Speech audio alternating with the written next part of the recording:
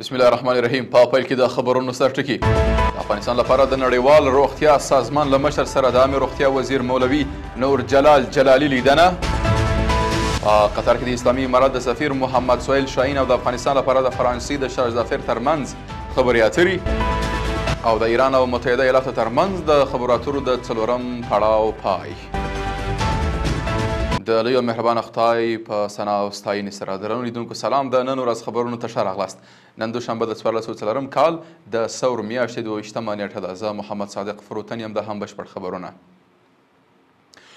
د عامه روغتیا وزیر مولوي نور جلال جلالي د افغانستان لپاره د روغتیا نړیوال سازمان له مشر اډوین سینیټیا سلاوډر او د دې سازمان د پولیو ټیم له مشر منډیپ راټي سره وکتل. عامه روغتیا وزارت وایي چې دې کتنې کې د روغتیا سیستم د پیاوړتیا، د پولیو ناروغۍ د له منځه وړلو، د سرطاني ناروغیو جوړېدونکي روغتون لپاره د وسایلو برابرولو، د انتاني ناروغیو د درملنې روغتونونو د ملاتړ، د تطبیق کوونکو مؤسساتو د خدماتو د کیفیت او د روغتیا په برخه کې د نړیوالو مرستو د جذب په تړاو خبرې شوې دي. په دې کتنه کې ښاغلي جلالي له نړیوالو همکارانو سره په ګډه روغتیایي خدمتونو په وړاندې کولو ټینګار کړی او زیاته کړې ده چې له ساري ناروغیو سره د مبارزې لپاره باید د روغتیایي سیستم پر کیفیت او ښه والي کار وسي. دغه راز دې کتنه کې د افغانستان لپاره د روغتیا نړیوال سازمان او پولیو د له منځه وړلو ټیم مشرانو د روغتیا سکتور برخه کې له افغانستان سره دوامداره همکاري ډاډ ورکړی دی.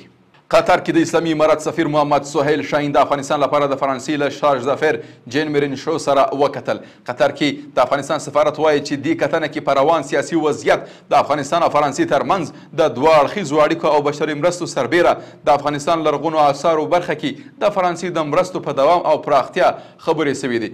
دغه راز دې کتنه کې ښاغلي شاهین د فرانسې له شارژ ظفر څخه غوښتي چې کابل کې خپله سیاسي استازولي فعاله کړي.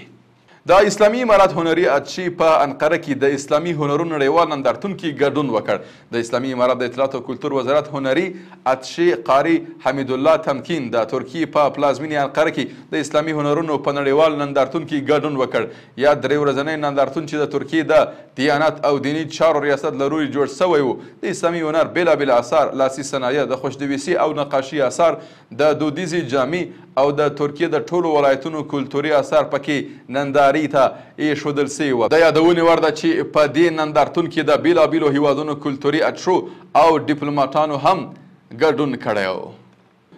او په پای کې د ایران د بهرنیو چارو وزارت ویاند اسماعیل بقایي وایي چې عمان کې د ایران او امریکا ترمنځ د غیر مستقیمو خبرو اترو څلورم پړاو نن پای ته ورسید. ښاغلي بقایي زیاته کړې چې دغه خبرې اترې که څه هم ستونزمنې وي خو د یو بل د دریځونو د ښه درک او د اختلافي مسایلو د حل لپاره د معقولو او د حقایقو پر بنسټ لارو موندلو لپاره ګټورې وي.